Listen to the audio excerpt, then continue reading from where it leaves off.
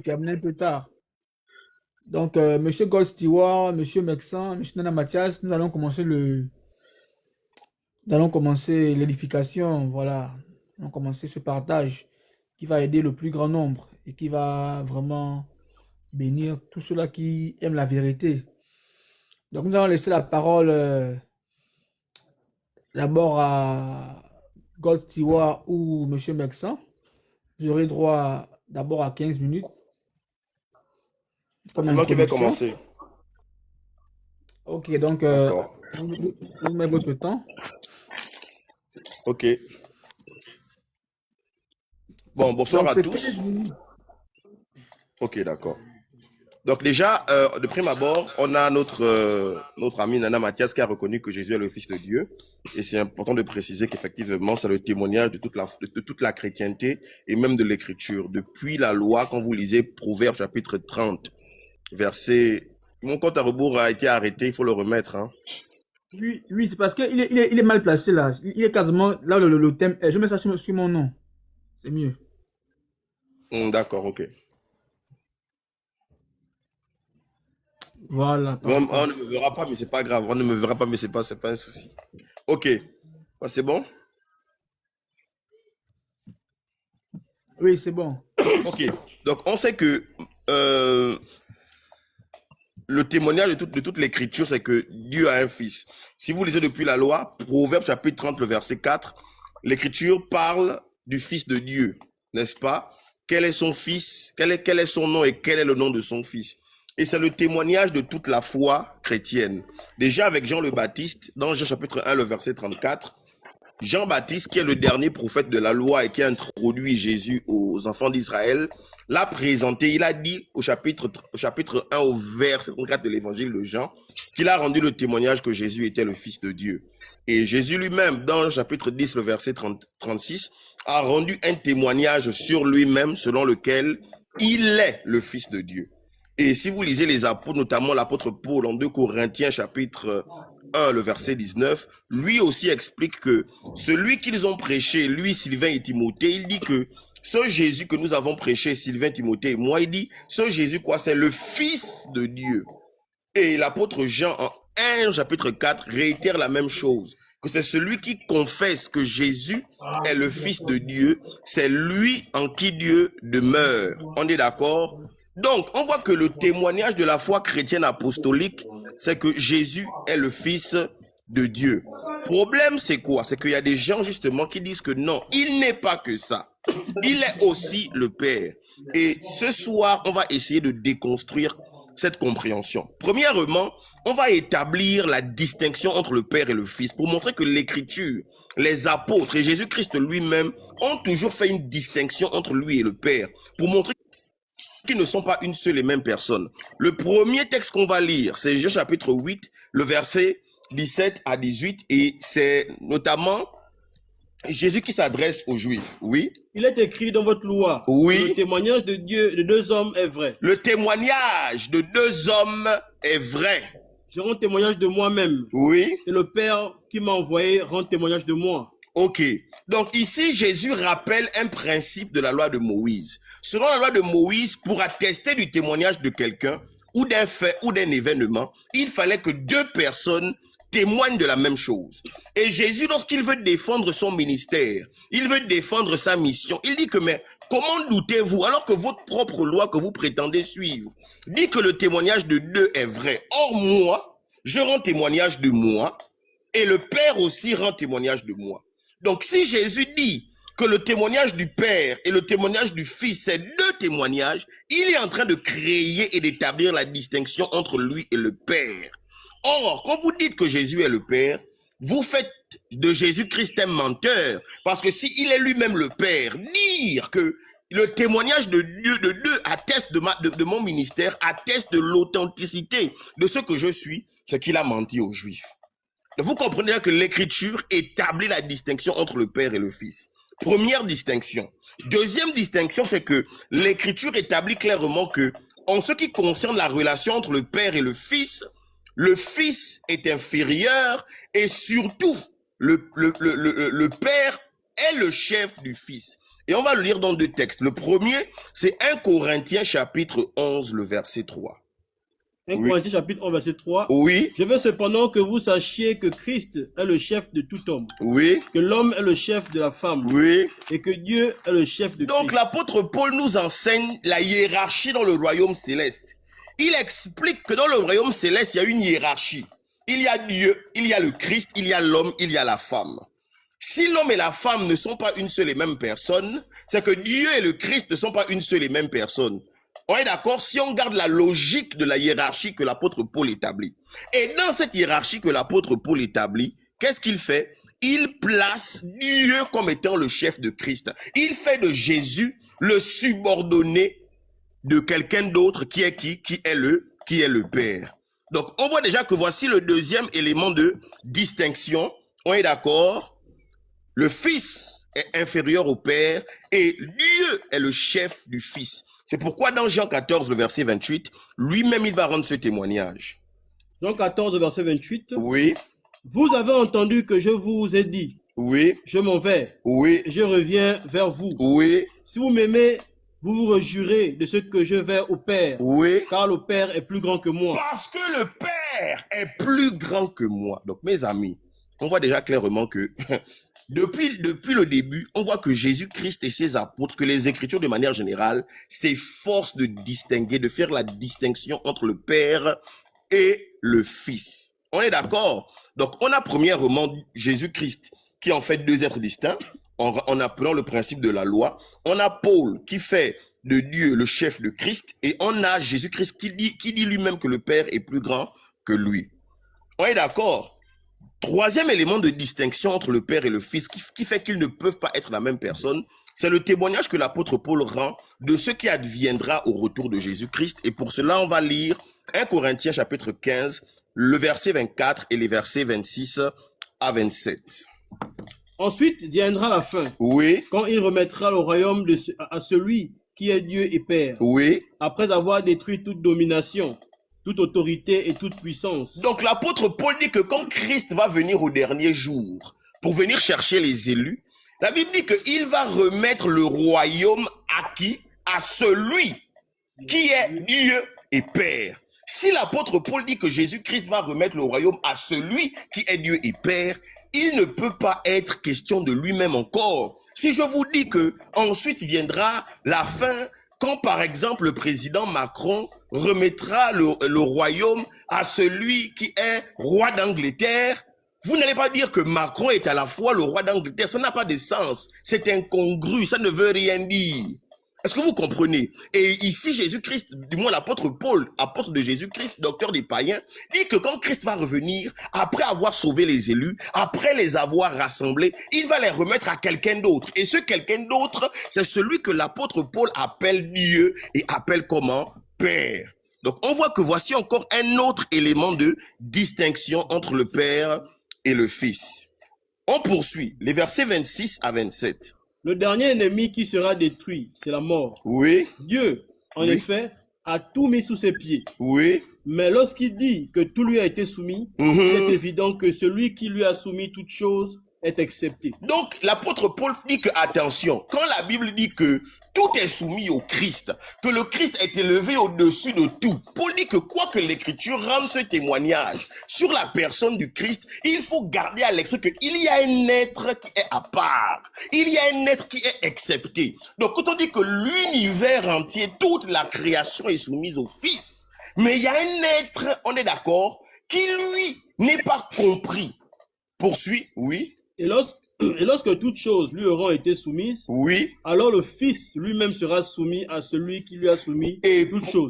Paul conclut que cet être qui est accepté là, c'est même lui qui a fait en sorte que le reste des autres choses est soumis à Christ. Donc ici, l'apôtre Paul parle de deux individus, de deux entités, de deux êtres. Il commence par dire que Christ, qui est l'une des entités, qui est l'un des êtres, va remettre le royaume à cet autre être-là, qui est comment? Qui est à la fois Dieu et qui est à la fois Père. Et ensuite, Paul poursuit en disant que comprenez que lorsque l'Écriture rend le témoignage on va dire que de la suprématie de Christ sur la création, comprenez qu'il y a un être qui est accepté, qui n'est pas compris dedans. Et Paul conclut et poursuit en disant que l'être là, c'est celui qui a fait en sorte que Christ ait le pouvoir et la domination sur cette création. Donc dans le discours paulinien, on voit bien et on comprend qu'il est question de deux êtres. Celui qui règne sur toutes choses et celui qui fait que Christ règne. C'est pourquoi d'ailleurs Jésus le dit clairement dans Matthieu 28. À la résurrection, il dit quoi? Tout pouvoir m'a été donné. Donc en fait, ce pouvoir, l'assujettissement, la domination que Christ a, ça lui a été donné. C'est pourquoi même dans les prophéties messianiques, comme dans Daniel, lorsque Daniel voit le Fils de l'homme sur des nuées, il précise que c'est l'ancien des jours qui donne à ce Fils de l'homme sur les nuées le règne, la domination et la gloire. On est d'accord? On poursuit encore sur la distinction entre le Père et le Fils. Ensuite, on se rend compte que le Fils est créé. Colossiens chapitre 1, le verset 15. L'apôtre Paul affirme que Jésus-Christ est le premier-né de toute la création.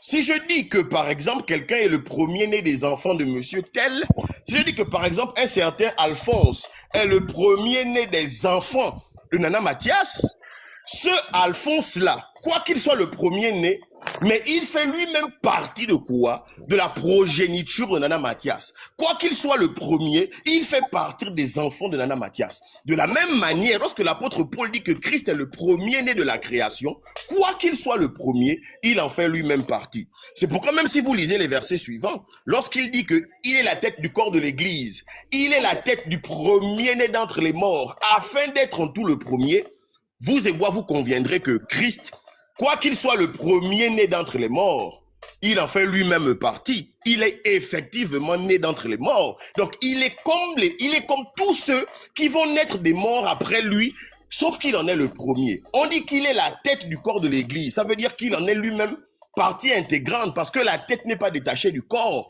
D'où vient que certains disent que il est le premier-né de la création sans en faire partie, alors que les autres éléments que l'apôtre Paul présente, les autres ensembles que l'apôtre Paul présente, donc Christ est le premier, il en fait partie. Il est le premier d'entre les morts, il en fait partie, lui-même il est ressuscité des morts. Il est la tête de l'église, lui-même il en fait partie, il est le premier, il est le temple de Dieu, lui-même l'a dit. Mais étrangement, quand c'est la création, on dit non. Donc on comprend que l'apôtre Paul, dans son discours, il inclut le Seigneur Jésus-Christ dans la création. Et c'est la raison pour laquelle, dans Hébreux chapitre 1, le verset 5, la Bible dit quoi?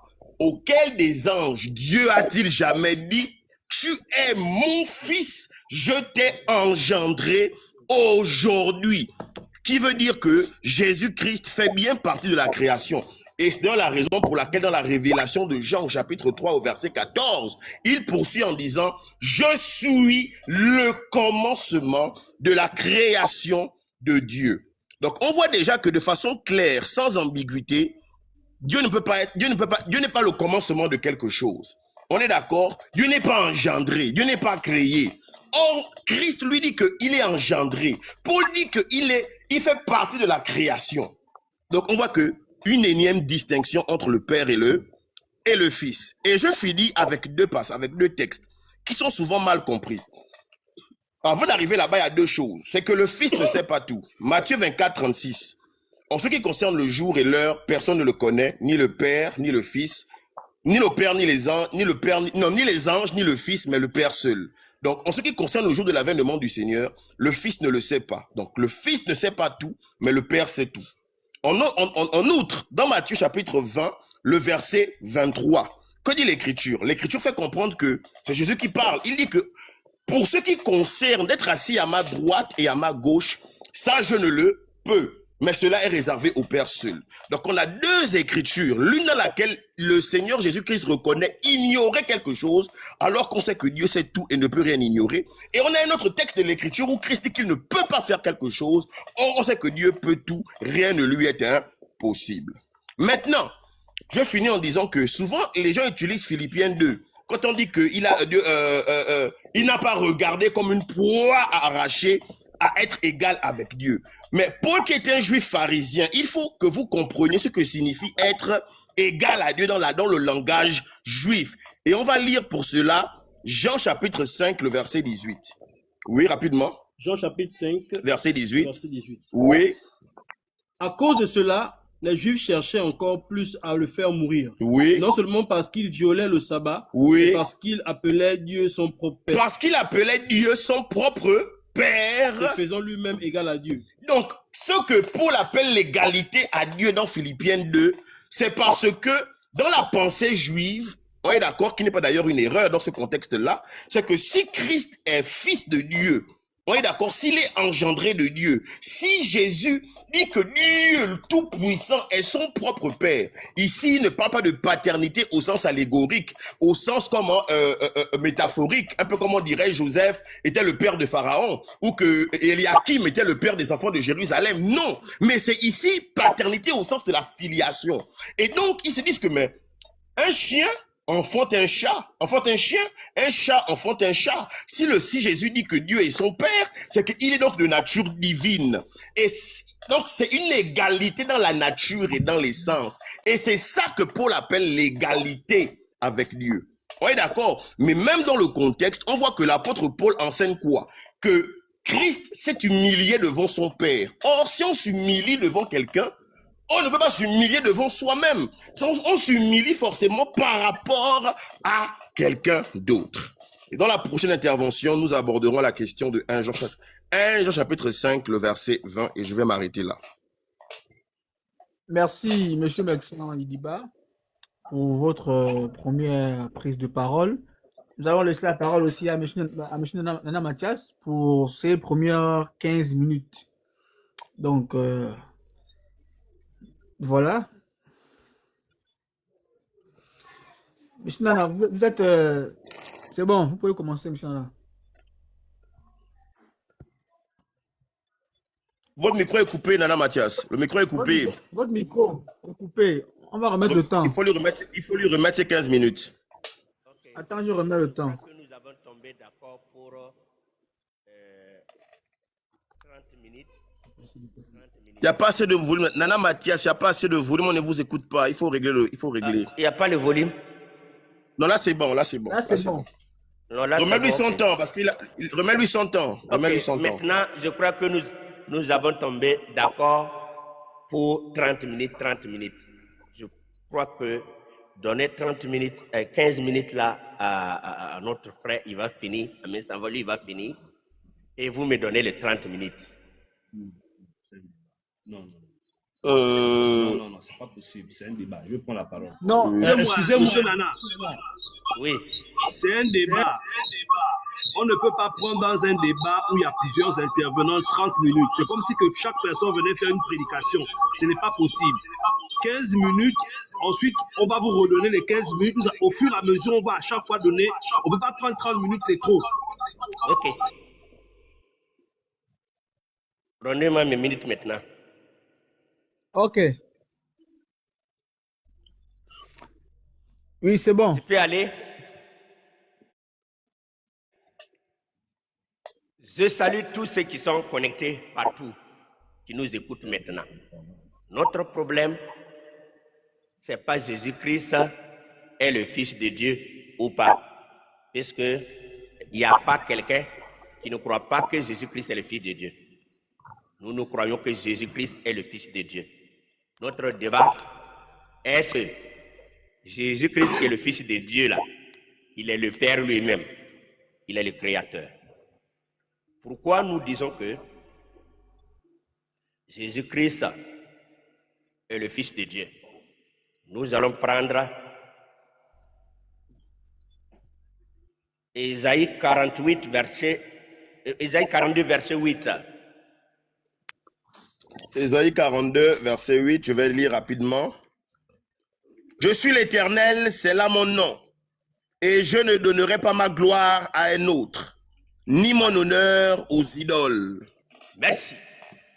Ici, nous devons comprendre et accepter que l'Éternel, dans l'Ancien Testament, dit à Israël, il est unique Dieu, il est seul, il ne peut pas donner sa gloire à un autre. Alors, si Jésus-Christ n'est pas Dieu le Père et que vous priez au nom de Jésus et vous l'adorez et vous lui donnez l'honneur, vous êtes des idolâtres. C'est parce que vous croyez que Jésus-Christ doit être adoré parce qu'il est le seul et unique Dieu. Nous allons prendre Ésaïe chapitre 2 à partir du verset 14. Ésaïe 2, verset 14. Contre toutes les hautes montagnes. Non, pardon. Allons Ésaïe 7, verset 14. 7, 14. Ésaïe 7, verset 14. C'est pourquoi le Seigneur lui-même vous donnera un signe. Voici, la jeune fille deviendra enceinte, elle enfantera un fils, et elle lui donnera le nom d'Emmanuel. Merci. Voilà le prophétie d'Ésaïe qui dit qu'il y a une jeune fille qui doit être enceinte. Elle va enfanter un fils. On va lui donner le nom Emmanuel. Ce passage n'a pas été expliqué. Qu'est-ce que ça veut dire, Emmanuel? Matthieu chapitre 1, verset 20. Matthieu chapitre 1, verset 20, il est dit ceci. Comme il y pensait, voici un ange du Seigneur et dit, Joseph, fils de David, ne crains pas de prendre avec toi Marie, ta femme, car l'enfant qu'elle a conçu vient du Saint-Esprit. Elle enfantera un fils et tu lui donneras le nom de Jésus. C'est lui qui sauvera son peuple de ses péchés. Tout cela arriva afin que s'accomplisse ce que le Seigneur avait annoncé par le prophète. Voici, la Vierge sera enceinte, elle enfantera un fils et on lui donnera le nom d'Emmanuel, ce qui signifie Dieu est avec nous. Voilà. Donc, nous sommes toujours dans l'Ancien Testament pour approuver que Jésus-Christ est le Fils de Dieu. Et le Nouveau Testament explique que c'est un enfant. Mais ça veut dire que c'est Dieu qui est avec nous. C'est Dieu qui est descendu sur la terre. C'est Dieu qui a pris corps comme un homme pour venir sur la terre. Donc, dit que Jésus est le Fils de Dieu, Jésus est Fils de Dieu, il n'y a pas de contestation sur ça. Maintenant, est-ce que l'enfant qui est né, est-ce qu'il n'est pas Dieu? C'est là maintenant, parce qu'on m'a pris Ésaïe chapitre, Daniel chapitre 7, et je veux qu'on reprendre le passage. Daniel chapitre 7, verset 9.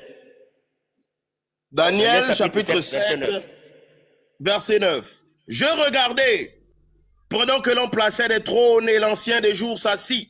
Son vêtement était blanc comme la neige, et les cheveux de sa tête étaient comme de la laine pure.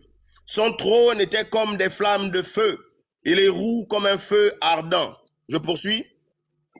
Oui, continue.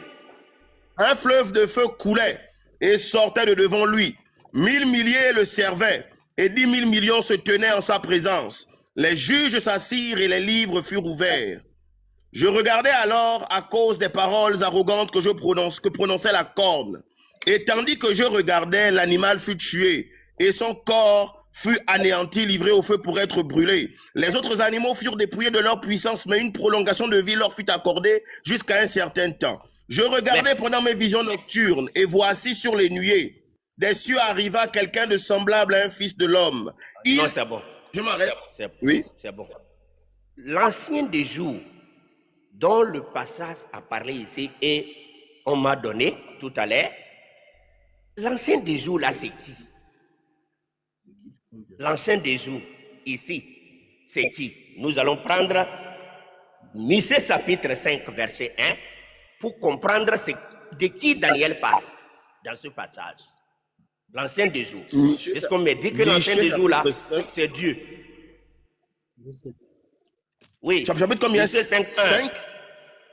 Ok. Et toi, Bethléem, Ephrata, petite entre les milliers de Juda, de toi sortira pour moi celui qui dominera sur Israël. Verset 2. Et dont l'origine remonte aux temps anciens, au jour de l'éternité. Merci. Donc voilà l'ancien des jours dont Daniel parle là. Il s'agit de Jésus-Christ. Voilà, monsieur parle de lui. Alors, nous allons continuer. Ésaïe 9, versets 5 à 6. Ésaïe chapitre 9, versets 5 à 6. Ésaïe 9, verset... Car un enfant nous est né, Oui. un fils nous est donné, et la domination reposera sur son épaule. On l'appellera admirable, conseiller, Dieu puissant, Père éternel, Prince de la paix. Continue. Donné à l'empire de l'accroissement et une paix sans fin au trône de David et à son royaume, l'affermir et le soutenir par le droit et par la justice. Dès maintenant et tout et à toujours, voilà ce que fera le zèle de l'Éternel des armées. Merci beaucoup. Ici, Ésaïe nous a dit qu'un enfant nous est né. Il est en train de prophétiser. L'enfant là, c'est qui? Il dit que Jésus-Christ est un enfant. Donc, si quelqu'un vient pour dire que Jésus-Christ n'est pas un enfant, lui, il n'est pas de Dieu. C'est un faux prophète, c'est un faux enseignant. Il dit qu'un fils nous est donné. Le fils nous a donné, il s'agit de qui? C'est Jésus-Christ. Donc, si quelqu'un dit que Jésus-Christ n'est pas le fils, c'est un faux enseignant. Et la domination reposera sur son épaule. L'épaule de qui? Jésus-Christ. On l'appellera. On n'a pas appelé qui? Le fils là. Admirable. Conseiller. Le mot conseiller vient du consolateur. Ça veut dire que l'enfant là, il est esprit. Il est le Saint-Esprit. Dieu puissant. Père éternel et Prince de la paix. Dans la Bible, nous ne croyons pas qu'il y a deux pères, il y a trois pères, il y a quatre pères, il y a un seul Père éternel. Et le Père éternel là, c'est Jésus-Christ. Ça, c'est l'Ancien Testament qui déclare. Alors, dans ce cas, je confirme, j'ai dit que Jésus-Christ est le Fils de Dieu. Il est l'agneau de Dieu. Il est le prophète envoyé par Dieu. Il est le Fils de l'homme. Il est le Dieu véritable. À part lui, il n'y a pas un autre Dieu. Si il y a un autre Dieu qui existe en dehors de Jésus, c'est ce Dieu-là qu'on doit adorer et laisser Jésus. Donc, lisons 1 Jean 5, 20. 1 Jean, hein. 1 Jean chapitre 5, le verset 20. Nous savons aussi que le Fils de Dieu est venu et qu'il nous a donné l'intelligence pour connaître le véritable. Et nous sommes dans le véritable en son Fils Jésus-Christ. C'est lui qui est le Dieu véritable et la vie éternelle. Verset 21. Verset 21. Petits enfants, gardez-vous des idoles. Idolâtrie, c'est quoi? Quand on pense que Dieu a pas ou Jésus a pas. C'est idolâtrie. Ici, la Bible dit que 2 ou 3 témoins sont vrais. Ésaïe 9,5 dit que c'est Jésus-Christ qui est le Père éternel. C'est lui qui est Dieu. Ça, c'est Ésaïe qui avait prophétisé. Maintenant, l'apôtre Jean nous confirme que nous savons aussi que le Fils de Dieu est venu. Il nous a donné l'intelligence pour connaître le véritable. Et nous sommes dans le véritable. À son Fils Jésus-Christ, c'est Jésus-Christ qui est le Dieu véritable et la vie éternelle. Petits enfants, gardez-vous des idoles. Nous allons demander à Paul, puisque l'apôtre Jean, qui a confirmé que Jésus-Christ est le Dieu véritable, l'apôtre Jean dit que Jésus-Christ est le Fils de Dieu. Donc s'il y a une religion qui vient pour dire que non, Jésus n'est pas le Fils de Dieu, la personne ne vient pas de Dieu. Voilà pourquoi je crois que Jésus-Christ est le Fils de Dieu. Et ce n'est pas fini. L'apôtre Jean aussi croyait ça. Et lui, il a compris que Jésus-Christ est le Dieu véritable. Je crois qu'il est le Dieu véritable. Si quelqu'un vient, il va laisser cette croyance. Il fabrique des histoires, dormir debout pour se tromper lui-même et les autres. Nous ne pouvons pas accepter. Nous avons déjà vu le prophète de l'Ancien Testament, Ésaïe, et l'apôtre Jean, qui dit que Jésus-Christ est Dieu véritable. Maintenant, dans Ésaïe 9, 5 à 6, on dit que Dieu puissant.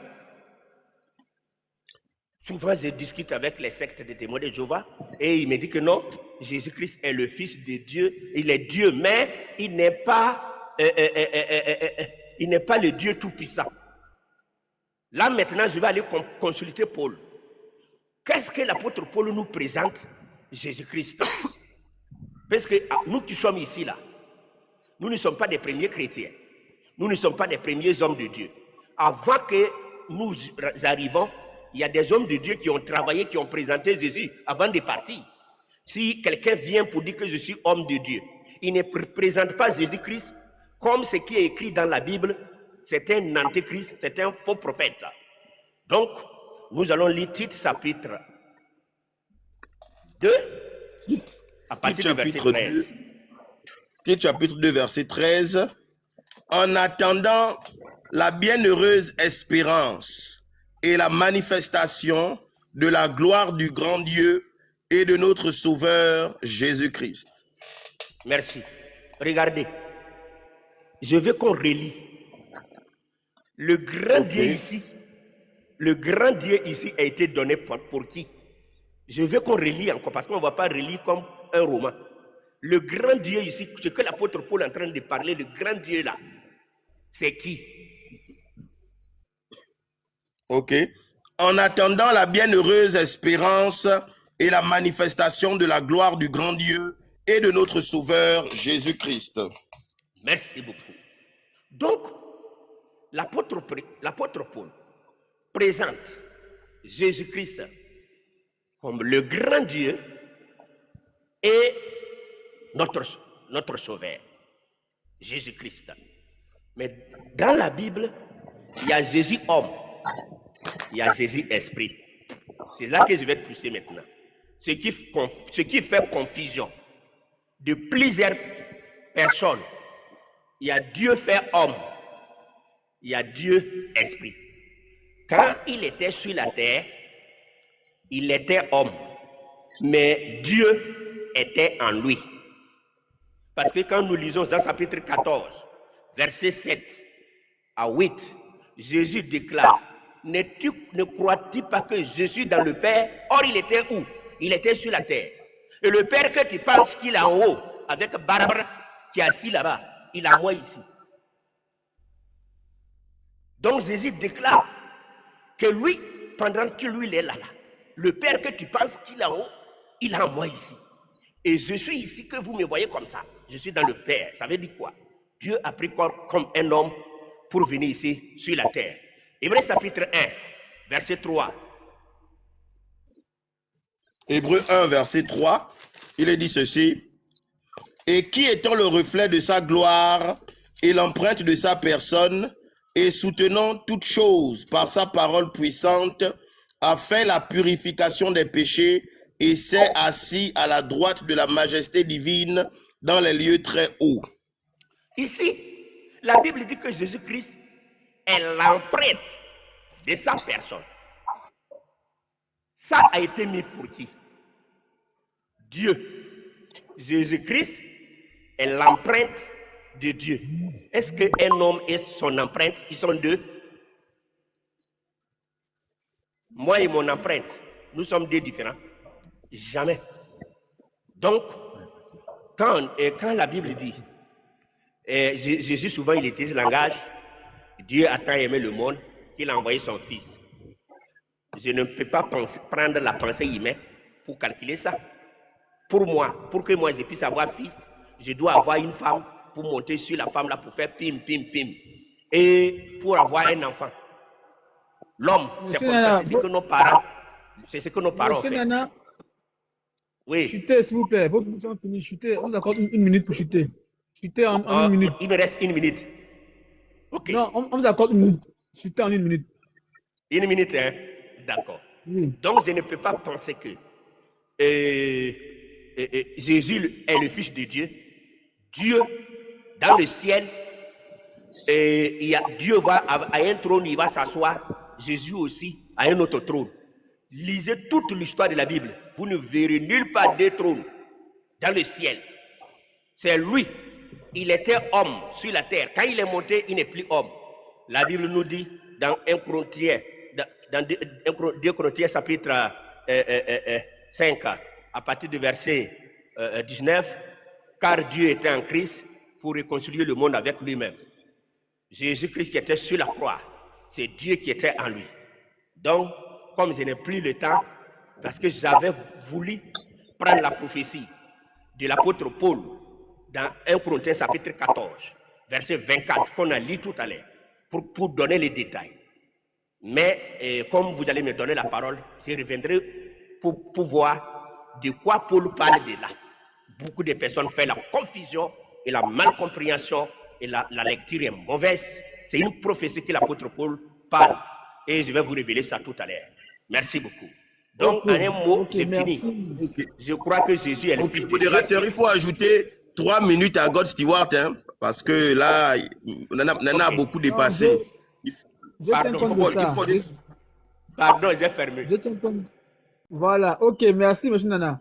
Donc, nous allons laisser la parole à M. God Stewart qui va aussi avoir ses 15 minutes. Donc, il faut dire que c'est la deuxième phase, hein, c'est la deuxième phase des arguments de chaque intervenant. Et il y aura aussi une partie des questions-réponses. Donc, ceux qui sont en bas, qui auront les questions à poser aux intervenants, vous allez poser vos questions aussi librement. Vous allez monter sur le panel pour poser vos questions. Donc, pour l'instant, d'abord, on passe à la deuxième phase. Ok, merci beaucoup. Alors, très rapidement, Monsieur Nana a dit beaucoup de choses. Moi, j'ai essayé de noter ça, aller très rapidement, mais je vais aller dans le vif du sujet. Alors, je vais prendre les textes que vous avez eu à prendre pour démontrer. Je rappelle à nos téléspectateurs que Monsieur Nana, qui se fait appeler l'apôtre Nana, lui ici, sa thèse, c'est laquelle? C'est que Jésus serait Dieu le Père. En plus d'être fils, il est Dieu le Père. Donc, Jésus et Dieu, c'est la même personne. Alors, je vais prendre le premier texte que vous avez eu à prendre dans Ésaïe 42, verset 8. Le texte est tellement clair. Rapidement, je lis ça. Le texte d'Ésaïe explique clairement pourquoi Dieu dit qu'il est le seul Dieu et qu'il ne partage pas sa gloire avec quelqu'un. Il précise bien de quoi il est question. Vous savez, quand on lit un texte, que ce soit un texte de l'écriture prophétique ou n'importe quel texte de la Bible, il faut toujours tenir compte du contexte. Rapidement, je n'ai pas assez de... Je suis l'Éternel, c'est là mon nom. Oui. Et je ne donnerai pas ma gloire à un autre. Oui. Ni mon honneur aux idoles. Donc, il est question des idoles. Dieu parle ici des idoles. Parce qu'Israël se livrait à l'idolâtrie et voulait partager la gloire qui appartenait à Dieu, qui était manifestée en Israël, à des idoles. Donc ici, il n'est pas question d'autre chose. Dieu parle bien des idoles. C'est pourquoi il dit que je ne partage pas ma gloire avec quelqu'un d'autre. Donc ici, on ne peut pas prendre ce texte pour dire que donc, si on dit que Jésus n'est pas Dieu le Père, ça veut dire que donc c'est une idole. Non. Là, on est sorti de son contexte. La deuxième chose que je vais vous faire vous remarquer, vous avez lu beaucoup de textes de l'Ancien Testament, notamment Ésaïe 9, 5. Je vais revenir là-dessus pour faire la démonstration sur laquelle le Dieu qui parle là-bas, d'accord, c'est la même personne qui est le Père, qui est la même personne qu'est Jésus-Christ. Déjà, je vais vous rappeler une chose que notre frère Pierre nous a rappelé et que vous semblez ignorer, monsieur Nana Mathias. Dans le deuxième épître de Pierre, quand vous prenez le chapitre 1, le verset 20, Pierre fait comprendre, il dit quoi? Sachez tout d'abord, avant toute chose, que aucune prophétie de l'écriture, quand on parle de l'écriture, les textes des épîtres, des évangiles ne sont pas les écritures. On les appelle les écritures par extension et par abus. Mais quand on parle des écritures dans le contexte, on parle de tous les textes prophétiques de la loi et des psaumes. Il dit qu'aucune prophétie de l'écriture ne doit faire l'objet d'une interprétation particulière. Ça veut dire qu'on ne peut pas prendre un texte prophétique et l'interpréter comme on veut. C'est pourquoi même les textes des prophètes, même les apôtres qui nous ont enseigné l'évangile, il a fallu que le Seigneur lui-même leur explique ces textes prophétiques-là. La preuve, les disciples d'Emmaüs, quand ils allaient sur le chemin, pendant que Jésus était avec eux, mais ils ne savaient pas que Jésus était avec eux. Comme vous lisez le verset, chapitre 24 de Luc, verset 45, quand Jésus les quitte, il dit que non, oh, et le Seigneur leur fera ouvrir l'esprit pour qu'ils comprirent les Écritures. Donc, il faut que, c'est après la résurrection de Jésus-Christ que les apôtres ont commencé à comprendre les textes prophétiques et les textes de l'Écriture. Eux-mêmes qui sont juifs, pour comprendre le christianisme, ils n'ont pas fait de ces textes-là des interprétations particulières. Donc, c'est incongru de vouloir soutenir la doctrine qu'on pratique, qu'on doit pratiquer dans le christianisme en voulant interpréter les textes prophétiques. Par contre, pour connaître la doctrine qu'on doit pratiquer, de savoir est-ce que Jésus est le Père, il faut s'en référer à l'enseignement que les apôtres ont donné de façon exclusive. Et si on veut donner un sens à un texte prophétique, on doit avoir recours à ce que les apôtres ont eux d'abord expliqué dans l'enseignement pour comprendre la définition de ces textes prophétiques-là. Maintenant, je vais prendre les textes prophétiques que vous avez eu à prendre. Vous avez pris le texte de Daniel. Je vais rester dans votre contexte, hein, et je vais prendre les explications apostoliques pour vous expliquer ces textes-là. Et ce n'est pas ce que vous avez fait. Vous avez fait des interprétations particulières qui reposent sur votre compréhension sur laquelle Jésus c'est Dieu le Père. Je vais prendre les mêmes textes que vous avez utilisés. Daniel, déjà, chapitre 7, le verset 9. Vous êtes limité au verset 9. Moi, j'aurais voulu que vous alliez au verset 13. Vous dites que quand l'Écriture dit que non, voici, je vis l'ancien des jours. Et vous allez, vous basculez directement dans Michée chapitre 5, où Michée fait comprendre que voici, l'enfant qui va naître à Bethléem, son origine remonte à l'ancien des jours. Dans la matière, c'est incongru. Sur le plan même linguistique, c'est pas la même chose. Mais c'est pas grave. Retournons dans votre texte de Daniel 7, 9. Au verset 9, il dit, je vis l'ancien des jours. Et vous dites que l'ancien des jours, là, c'est Jésus-Christ. C'est incongru. Si vraiment c'est Jésus-Christ, quand vous lisez plus bas, de façon contextuelle, le verset 13, qu'est-ce qu'il dit? On va voir si l'ancien des jours, là, c'est vraiment Jésus. Daniel chapitre 7, dis-moi le verset 13. Oui. Je regardais pendant mes visions nocturnes, et voici sur commence le verset 9 d'abord, après tu le verset 13. Ok. Je regardais pendant que l'on plaçait des trônes et l'ancien des jours s'assit. Oui. Son vêtement était blanc comme la neige. Très bien, allons-y au verset 13. Verset 13. Je regardais pendant mes visions nocturnes. Oui. Et voici sur les nuées des cieux arriva quelqu'un de semblable à un fils de l'homme. Il s'avança vers l'ancien des jours. Et on le fit approcher. Oui. On lui donna la domination, la gloire, le règne, tous les peuples, les nations et les hommes de toutes les langues le servirent. Sa domination est une domination éternelle qui ne passera point. Et son règne ne sera jamais détruit. Monsieur Lania, ici, je n'ai pas besoin de vous rappeler de qui il est question.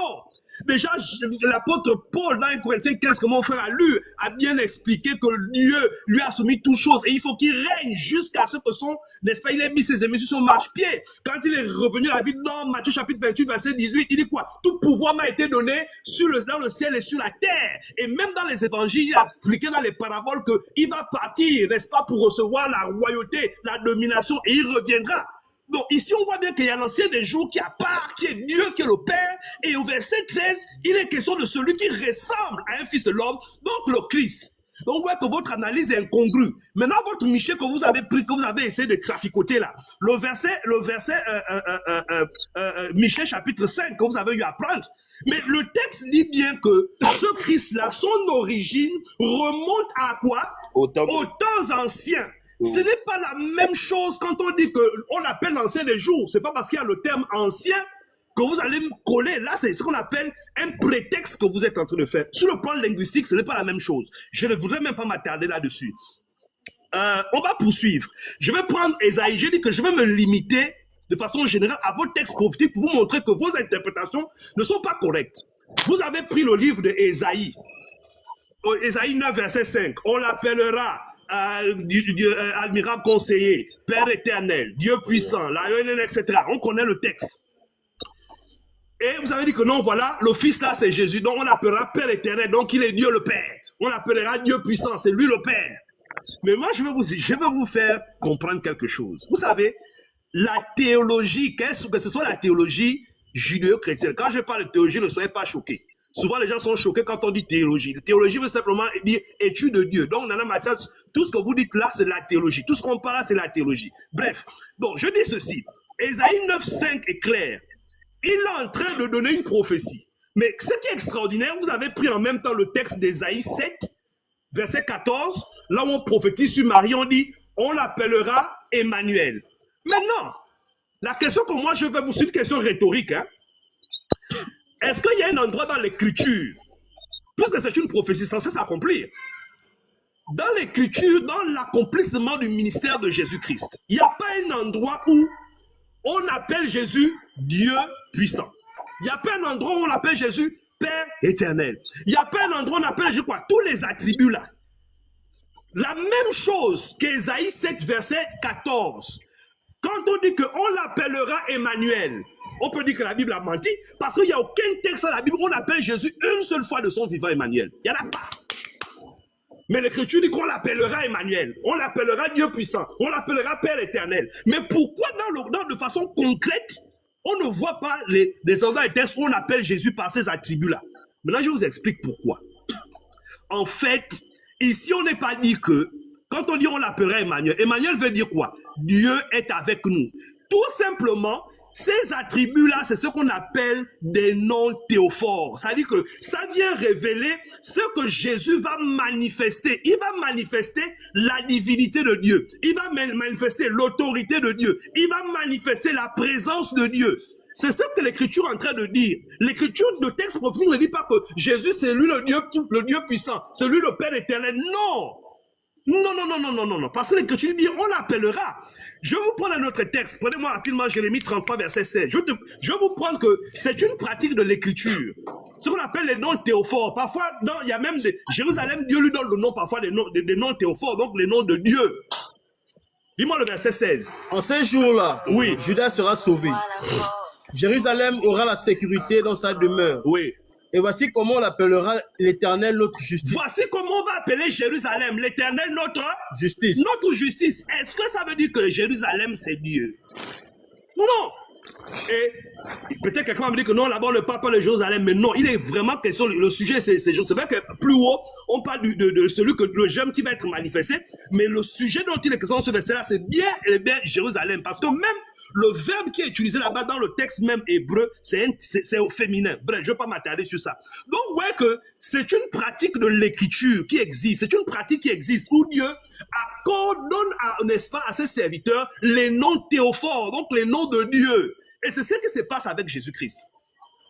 Donc, je vais poursuivre. Vous avez utilisé tout à l'heure le texte de Jean, où vous avez dit que non, Jésus a dit... Je suis dans le Père. Je suis dans le Père. Le Père est en moi. Mais Nana Mathias, vous savez, c'est pourquoi vous savez, quand vous faites l'étude, pour étudier la foi chrétienne, il faut faire beaucoup attention. Oui, mon temps, oui, je suis en train de terminer. Le Père est en moi, je suis dans le Père. Mais ça veut dire quoi? Est-ce que ça veut dire que Jésus est le Père? Il est aussi le Fils? Non, ce n'est pas ça. Je vais vous faire la démonstration. Déjà, je vais vous montrer que l'unité qui existe entre le Père et le Fils, c'est la même unité qui existe entre les croyants, les chrétiens, donc l'Église et Dieu. Déjà, le chapitre 17 de Jean. Prenez-moi le verset 20, vous allez écouter rapidement, s'il vous plaît. C'est la même unité, mon ami. C'est la même unité. Il n'y a pas de mystification là-bas. Oui. Jean 17, verset 20. Oui. Ce n'est pas pour eux seulement que je prie, d'accord, mais encore pour ceux qui croiront en moi par leur parole. Oui. Afin que tout soit un. Comme toi, Père, tu es en moi. Doucement, mon ami. Jésus dit que je ne prie pas seulement pour les apôtres, mais pour tous ceux qui vont croire en moi à travers la parole de qui? Les apôtres. Dans quel objectif? Afin que tout soit un. Comment? Comme toi, Père. Il explique de quelle manière cette unité va être. Il dit comme de la même manière que toi, Père, tu es en moi. Et comme je suis en toi, afin que eux aussi soient un en nous, pour que le monde croit Mon ami, c'est ça que les apôtres ont enseigné.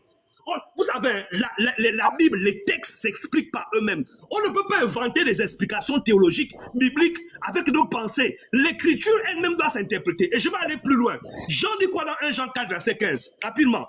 1 Jean 4. Il faut m'ajouter le temps, hein, mon rédacteur. 1 Jean 4, verset 15. Ah, celui-là a eu plus de temps que moi, oui. Celui qui confessera que Jésus est le Fils de Dieu, Dieu demeure en lui et lui en Dieu. Donc quand on dit que celui qui confesse Jésus, Dieu demeure en lui et lui, est-ce que ça veut dire que nous on est Dieu? Ou bien moi quand je parle, je suis Dieu. Non! Dieu est en moi parce qu'il a fait habiter en moi son esprit, sa parole est en moi. C'est la même unité, c'est une unité de connaissance, une unité, n'est-ce pas, qui est liée à la parole et l'esprit. D'ailleurs, l'apôtre Jean l'a dit dans 1 Jean chapitre 3 verset 24. Il dit quoi? 1 Jean 3 verset 24. Oui. Celui qui garde ses commandements demeure en Dieu. Demeure en Dieu. Et Dieu en lui. Et Dieu en lui. Et nous connaissons qu'il demeure en nous par l'esprit qu'il nous a donné. Est-ce qu'il y a quelque chose que je dois encore ajouter? Non, c'est tellement clair. C'est tellement clair. Donc c'est ça, c'est ça. Donc tout ce que vous avez pris comme texte là, ça n'a pas son sens. Donc, j'ai encore le temps, non? Oui, je te donne ça ou bien je continue? Chose à dire. Non, c'est bon, vas-y, prends ça. Ok, bon, il y avait 2 minutes. Il y a 2 minutes. Il y a 2 minutes que moi je veux simplement marquer quelque chose qu'il a eu à dire. Que comme l'Écriture a dit qu'on l'appellera Dieu puissant. Voilà. Mais par exemple, dans l'Écriture, dans Exode 7, lorsque Dieu dit à Aaron que je fais Moïse Dieu, oui, et toi, Aaron, tu seras son prophète, est-ce que ça veut dire que Moïse était littéralement Dieu? Non. Lorsque dans Deutéronome, on est d'accord, Moïse dit aux enfants d'Israël que quand vous étiez dans la servitude en Égypte, Dieu est venu lui-même vous sauver. Est-ce que Dieu est descendu littéralement sauver les enfants d'Israël en Égypte? Non, il a envoyé comment? Son serviteur, qui était qui? Moïse. C'est le langage de l'Écriture. C'est pourquoi il ne faut pas interpréter les prophéties particulièrement. Les prophéties ont leur langage. C'est la raison pour laquelle lorsque, par exemple, quand vous lisez par exemple Zacharie, quand on dit que ils m'appelleront celui qu'ils ont percé. Mais lisez par exemple Actes chapitre 9, lorsque Jésus apparaît à Paul et qu'il dit à Paul, par exemple, sur le chemin de Damas, je suis Jésus que tu persécutes. Est-ce que Paul persécutait littéralement Jésus? Non, il persécutait qui? Les serviteurs de Jésus-Christ qui étaient les chrétiens. C'est pourquoi dans l'Écriture, il y a un langage. Donc, les textes prophétiques que Nana Mathès a donné là, elle s'interprète et elle s'explique à travers ce que les apôtres ont enseigné. Et je vais terminer en disant quelque chose. Lorsque Nana Mathès dit qu'il n'y a pas 2 personnes dans le ciel, mais Étienne, avant qu'on ne le tue, pourquoi est-ce que les Juifs le tuent? Parce qu'il dit que je vois la gloire de Dieu et Jésus debout à la droite de Dieu. Et si vous lisez même 1 Pierre 3, le verset 22, vous allez vous rendre compte que c'est le même témoignage que rend l'apôtre Pierre. 1 Pierre 3, verset 22, oui. 1 Pierre 3, 22, oui. 1 Pierre 3, verset 22. Oui. Il est écrit. Oui. Qui est à la droite de Dieu? Qui est à la droite? Non, lis même le verset 21, la dernière phrase du verset 21, oui. Cette eau était une figure du baptême. Oui. Qui n'est pas la purification des souillures du corps. Qui n'est pas la purification des souillures du corps. L'engagement d'une bonne conscience envers Dieu. Oui. Et qui maintenant vous sauve. Oui. Vous aussi, par la résurrection de Jésus-Christ, oui, qui est à la droite de Dieu, oui, depuis qu'il est allé au ciel. Depuis qu'il est allé où? Au ciel. Oui. Et que les anges, les autorités et les puissances lui ont été soumis. Amen. Et donc, vous allez remarquer que dans l'Écriture, même quand vous lisez Marc, après la résurrection, que dit la Bible? Que Jésus est allé au ciel, où il est à la droite de Dieu. Donc, dans l'Écriture, le témoignage de la foi chrétienne, ça a toujours été ça. Et je termine avec ça. Révélation chapitre 5. La Bible parle de celui qui est assis sur le trône et d'un agneau qui est comme immolé. Et Jean dit que dans la vision, il voit l'agneau qui est comme immolé, qui se rapproche de celui qui est assis sur le trône. Et celui qui est assis sur le trône avait un livre sur lequel il y avait des sceaux. Et celui qui est assis sur le trône a donné ce livre-là à l'agneau immolé. Mais je vous pose une question. Si vous dites que Jésus est le Père, celui qui est assis sur le trône dont on ne voit pas le visage là, c'est qui? Et l'agneau qui est immolé là, c'est qui? Donc, je m'arrête là, on est d'accord? Donc, je vais terminer mes minutes rapidement. J'ai encore le temps, 1 minute ou 2 minutes comme ça. Oui. Il y avait un truc que j'avais oublié sur ce que Nana a utilisé. Il a dit que dans le ciel, il n'y a pas de trône. Encore là, vous êtes fou, voyez, monsieur Nana. Il n'y a pas de trône parce que Jésus est venu s'asseoir sur le trône de son Père. Faut lire l'Écriture. Lisez-moi rapidement Apocalypse chapitre 3, verset 21. Apocalypse 3, verset 21. Ouais. Celui qui vaincra, je le ferai asseoir avec moi sur mon trône. Celui qui va vaincre, je vais faire quoi? Le faire asseoir où? Sur mon trône. Sur mon trône. Là, c'est le Christ qui parle. Comme moi j'ai vaincu. Comme moi j'ai vaincu. Et je me suis assis avec mon Père sur son trône. Ça veut dire quoi? Que Dieu est assis comme ça. Jésus vient s'asseoir sur le Christ de Dieu. Non, non. Dieu est assis, Jésus vient s'asseoir sur les cuisses de Dieu, après l'église vient s'asseoir sur les cuisses de Jésus-Christ. C'est pas ça. Quand on parle de... Et ça veut dire que nous, on est Dieu, puisqu'on s'assoit sur le même trône. Non! Quand on parle de trône, ça ne veut pas dire qu'il y a une chaise au ciel. Je vous informe, Nana Mathias. Le trône est la symbolique de l'autorité, du pouvoir et du règne. Ce n'est pas une chaise. Je termine avec l'empreinte. Vous avez cité pendant Jésus est l'empreinte l'empreinte est l'image de Dieu. Est-ce que l'empreinte et toi, vous êtes deux personnes différentes? Nana Mathias, je sais pas pour vous humilier, mais j'ai envie de vous dire quand même quelque chose. Quand on parle de l'empreinte dans ce contexte-là, on ne parle pas de l'empreinte du doigt. On parle de l'empreinte.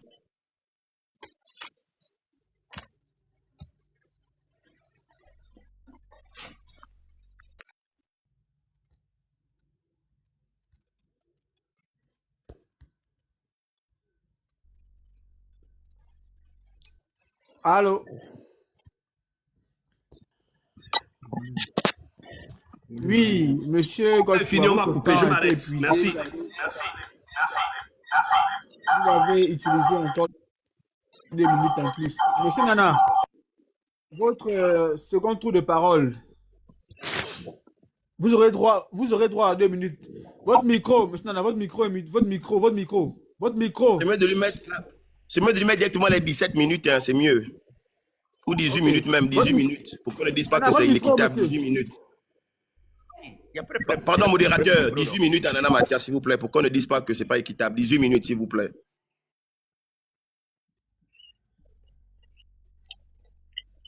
Voilà. Ok, c'est bon. Je peux aller? Non, monsieur Nana. Je salue encore tous ceux qui sont en train de nous écouter. Je vais démarrer avec Colossiens, chapitre 2, versets 4 à 9, pour démarrer.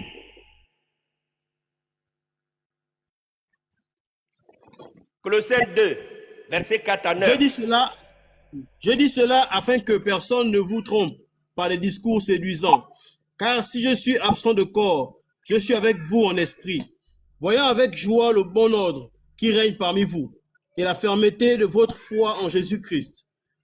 Ainsi donc, comme vous avez reçu le Seigneur Jésus-Christ, marchez en lui, étant enracinés et fondés en lui, et affermis par la foi, d'après les instructions qui vous ont été données, et abondez en actions de grâce. Verset 8. Prenez garde que personne ne fasse de vous sa proie par la philosophie et par une vaine tromperie, s'appuyant sur la tradition des hommes, sur les rudiments du monde, et non sur Christ. Verset 9. Car en lui habite corporellement toute la plénitude de la divinité. Merci. Peuple de Dieu qui m'écoute, la Bible dit de faire attention pour ne pas que les hommes viennent nous faire des raisonnements de la tête, s'appuyant sur la traduction des hommes et non sur Christ. C'est Jésus-Christ qui habite toute la plénitude de la divinité. Tout ce qui concerne Dieu, c'est lui. Présenté par l'apôtre Paul. Si je viens et que je rencontre autre chose, je ne viens pas de Dieu. Voilà pourquoi je vous dis que c'est Jésus-Christ qui est la plénitude de la divinité. Tout ce qui concerne Dieu là, c'est Jésus-Christ. Et celui qui dit autrement, il ne vient pas de Dieu. Je voudrais dire encore, si nous lisons Zacharie chapitre 10, verset 12. Zacharie 10, 12. Zacharie 10, 12. Je les fortifierai par l'Éternel, et ils marcheront en son nom. Zacharie 11, verset 12. Zacharie chapitre 11, verset 12. Il est écrit, je leur dis, si vous le trouvez, bon, donnez-moi mon salaire, sinon, ne donnez pas. Et ils pesèrent pour mon salaire 30 cycles d'argent. Et l'Éternel me dit, jette-le au potier, ce prix magnifique auquel ils m'ont estimé. Et j'ai pris les 30 cycles d'argent et je les jeté dans la maison de l'Éternel pour le potier. Je continue? Oui. Puis-je briser ma seconde houlette, union, pour rompre la fraternité entre Juda et Israël. L'Éternel me dit, prends encore l'équipage d'un pasteur insensé, Merci, c'est bon. car voici, d'accord. Le Dieu de l'Ancien Testament, l'Éternel, qui a créé le ciel et la terre, il est en train de prophétiser dans la bouche de Jérémie que c'est lui, c'est son prix. On l'a vendu à 30 cycles d'argent. Et la prophétie est venue accomplie quand Jésus-Christ est venu. Il a accompli cette prophétie. Donc, en un mot, je répète, Jésus-Christ, il est le Fils de Dieu. Quand il était sur la terre, quand il est monté au ciel, il n'est plus fils, parce qu'il n'y a pas fils éternel. Vous pouvez lire toute l'histoire de la Bible, vous ne verrez pas fils éternel. Mais Dieu s'est fait fils pour pouvoir faire le sacrifice. Donc tous ceux qui pensent que quand Jésus-Christ est monté, il est toujours fils, ça c'est de la fausse doctrine, ça c'est de la fausseté. Je vais ajouter en disant ceci. Selon Apocalypse chapitre 5, qu'on a expliqué tout à l'heure, on a laissé chapitre 4 et aller expliquer chapitre 5. Puisque si tu ne comprends pas Apocalypse 4, comment tu peux expliquer Apocalypse 5? Nous allons prendre Apocalypse chapitre 4, verset 2. C'est le même trône.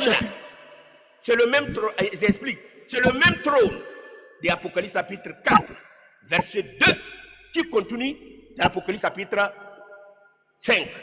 Donc si quelqu'un vient, il n'a pas la compréhension de le trône de Apocalypse chapitre 4, comment il peut expliquer Apocalypse 5? 4, verset 2. Apocalypse 4, verset 2. Aussitôt je fus ravi en esprit, et voici, il y avait un trône dans le ciel, et sur ce trône quelqu'un était assis. Celui qui était assis avait l'aspect d'une pierre de jaspe et de sardoine, et le trône était environné d'un arc-en-ciel semblable à de l'émeraude. Autour du trône, je vis 24 trônes, et sur ces trônes, 24 vieillards assis, revêtus de vêtements blancs, et sur leurs têtes, des couronnes d'or. Du trône sortent des éclairs, des voix et des tonnerres. Devant le trône brûlent 7 lampes ardentes, qui sont les 7 esprits de Dieu. Il y a encore devant le trône, comme une mer de verre, semblable à du cristal. Au milieu du trône et autour du trône, il y a 4 êtres vivants remplis d'eux, devant et derrière. Le premier être vivant est semblable à un lion. Le second être vivant est semblable à un veau. Le troisième être vivant à la face d'un homme. Et le quatrième être vivant est semblable à un aigle qui vole. Les 4 êtres vivants ont chacun 6 ailes, et ils sont remplis d'yeux, tout autour et au-dedans. Ils ne cessent de dire jour et nuit, Saint, Saint, Saint est le Seigneur Dieu, le Tout-Puissant, qui était, qui est et qui vient. Attends. Merci. Attendez, avant que j'explique ici, avant qu'on puisse pousser 5. Ici, Jean nous explique qu'il y a un seul trône. Et sur le trône, quelqu'un était assis. Et la personne ressemble à un fils d'homme. Ça, c'est Jésus-Christ qui est assis en tant qu'homme. Ici, nous, il ressemble à un fils d'homme. Il s'agit de qui? Jésus-Christ. Les 24 trônes, Jésus-Christ avait dit que vous qui m'avez suivi, vous allez choisir, vous allez s'asseoir sur les 12 trônes pour juger les 12 tribus d'Israël. Alors, ici, les 4 êtres vivants se prosternent devant celui qui est assis sur le trône. Il dit, Saint, Saint, Saint est le Seigneur notre Dieu, celui qui était sur la terre et qui vient. Quel Dieu qui vient? C'est celui qui est sur le trône là, qui vient. Donc si quelqu'un ne sait pas que c'est Jésus-Christ qui est sur le trône, il pense qu'il y a un autre Dieu qui s'assoit en tant que barbe et son fils va s'asseoir à côté de lui, c'est un faux prophète C'est un faux enseignant. Donc, je ne dis pas que c'est-à-dire qu'on me prête les mots que je n'ai pas dit. Donc, celui qui est assis sur le trône là, c'est Jésus-Christ. Celui qui est venu prendre le livre pour ouvrir l'agneau là, c'est Jésus-Christ. L'agneau immolé là, c'est lui. Ils ne sont pas deux personnes. Mais Dieu est unique. Il peut jouer plusieurs rôles.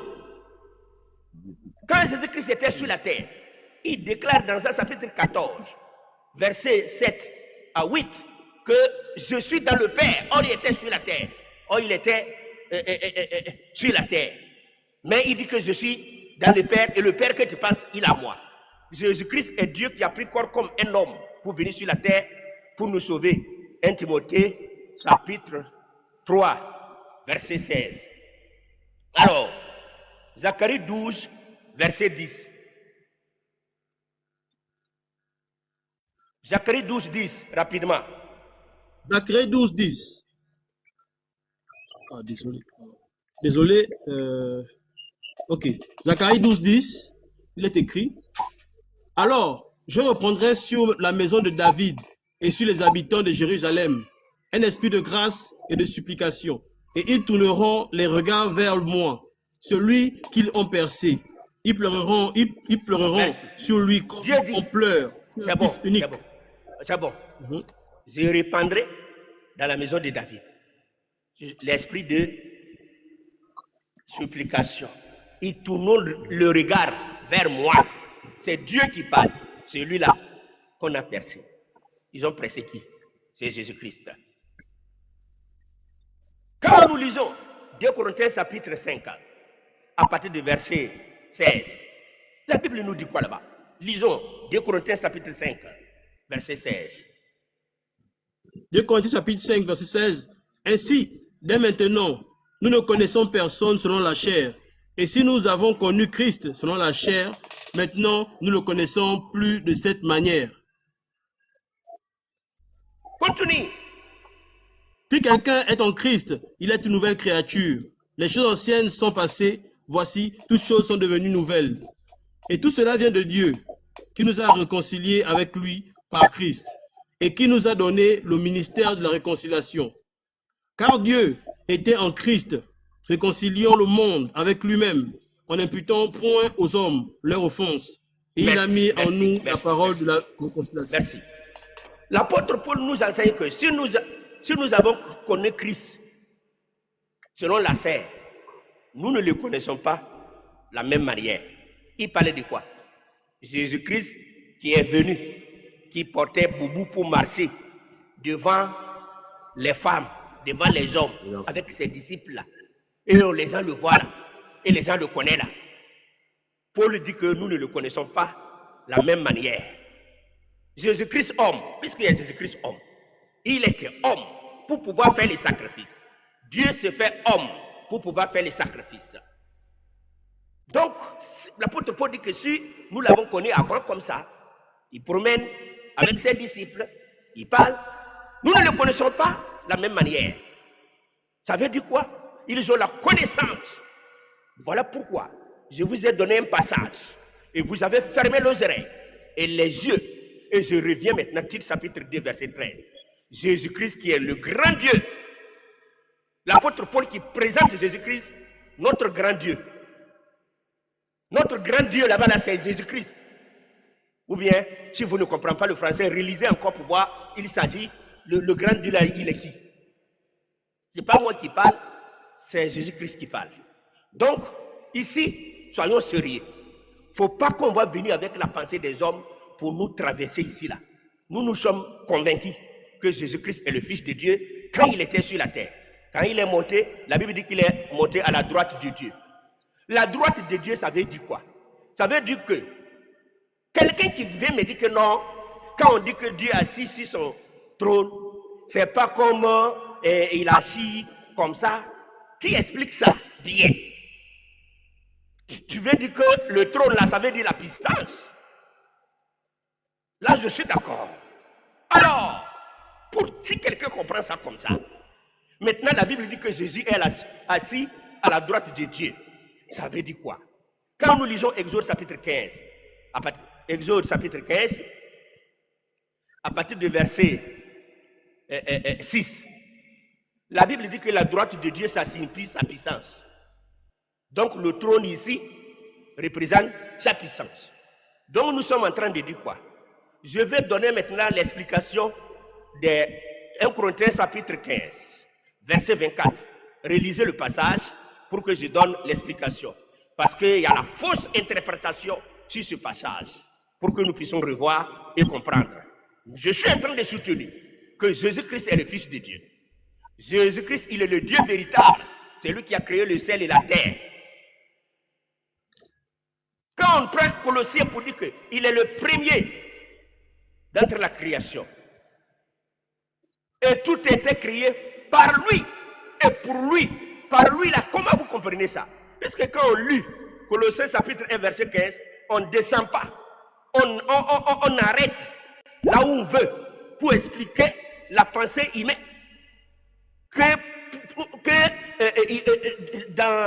Au lieu de descendre en bas, pour qu'on puisse savoir que tout a été créé par lui et pour lui. Nous allons prendre 1 Corinthiens chapitre 15, verset 24. 1 Corinthiens chapitre 15, verset 24. Ensuite viendra la fin, quand il remettra le royaume à celui qui est Dieu et Père, après avoir détruit toute domination, toute autorité et toute puissance. Je continue. Merci. Ici, tu vas continuer la lecture, mais je vais expliquer mot au mot pour qu'on puisse descendre et comprendre le passage. Ici, si nous allons prendre physiquement les royaumes qui existent, c'est le Père qui règne d'abord. Le roi, là, être roi, c'est le Père qui doit être le premier roi. Après avoir fini de régner, il est fatigué. Ou bien le Père est mort, il passe maintenant le royaume à son fils. C'est ce que nous connaissons tous. Et vous ne pouvez pas me dire non. Je prends le royaume terrestre que nous comprenons. C'est le Père qui est le grand roi qui règne d'abord. Après avoir fini de régner, il passe le royaume à son fils. Mais dans ce passage, c'est le Fils qui règne d'abord. Après avoir fini de régner, il passe le royaume à son Père. Ça veut dire quoi?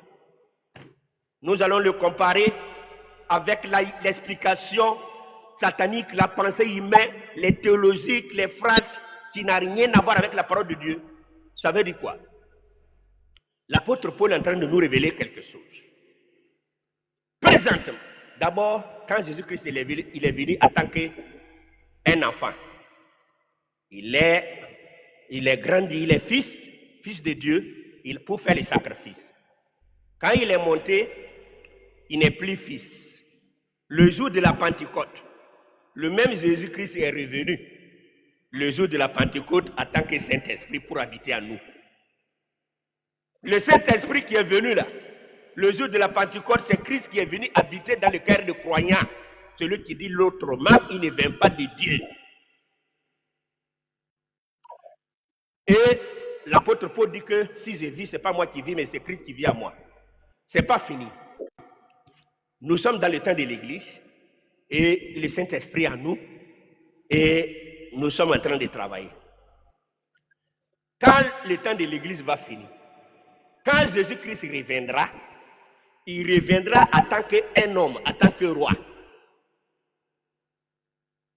Dans Actes 1, verset 9, les anges qui sont là, ils prennent la parole pour dire que le même Jésus que vous avez vu partir reviendra de la même manière.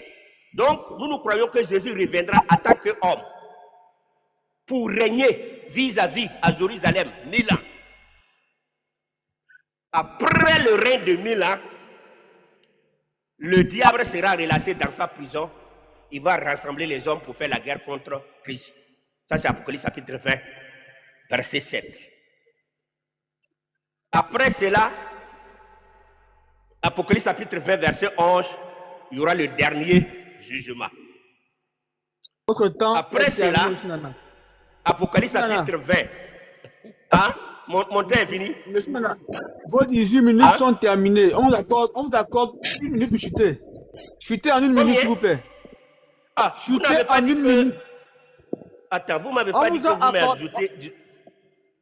on vous a accordé Regarde, 18 modérateur, c'est minutes. pas grave. Accorde 2 minutes, accorde 2 minutes, c'est pas grave. On vous a accordé 18 minutes, donc vous aurez droit à 2 minutes pour chuter. Allez-y. Ah, ok. Donc, je reprends. Jésus-Christ, il est venu en tant qu'homme. Quand il était sur la terre, quand il est monté, il n'est plus homme. Il est esprit. Le jour de la Pentecôte, il est venu habiter en nous. Il dit que là où il y a 2 ou 3 qui sont rassemblés à mon nom, je suis les deux. Il reviendra pour régner en tant qu'homme. Après le règne, le diable sera relâché. Il va rassembler les hommes pour faire le galère contre Christ. Et le feu va descendre pour les consumer. Après cela, il y aura le dernier jugement. Après le dernier jugement, il y aura le nouveau ciel et une nouvelle terre. Dans le nouveau ciel et nouveau terre, selon Apocalypse chapitre 20, verset 11, non, Apocalypse chapitre 21, Jésus règne là-bas en tant que Dieu. Donc, je reprends encore. Il vient premièrement en tant qu'enfant. Deuxième, il vient en tant que Saint-Esprit. Le troisième, il revient en tant que roi. Le quatrième, il revient en tant que Dieu. Il n'y a pas deux dieux. Il n'y a pas trois dieux. Il est unique. Et celui qui fait tout. Celui qui dit autrement que Jésus est à part, son père à part. Lui, c'est un témoin de Jéhovah. Il n'a pas cru. S'il meurt, il va à l'enfer.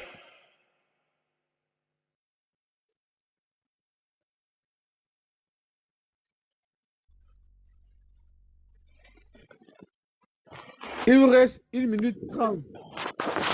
Ah, Il vous reste 1 2 minute minutes, c'est pas encore fini.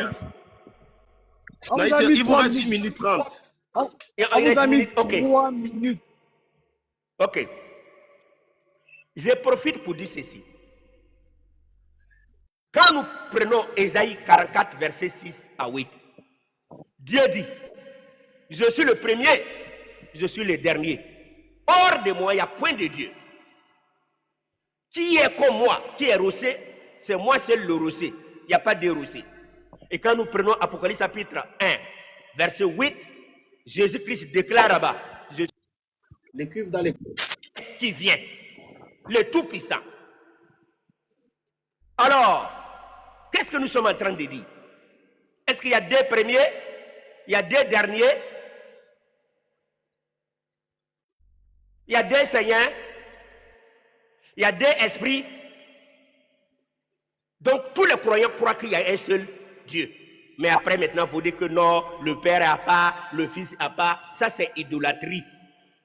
Et Ésaïe 42, verset 8 que j'ai donné, croire que Jésus-Christ est à part, son Père est à part, c'est idolâtrie. C'est la même chose que 1 Jean 5, verset 21. Merci, merci, merci.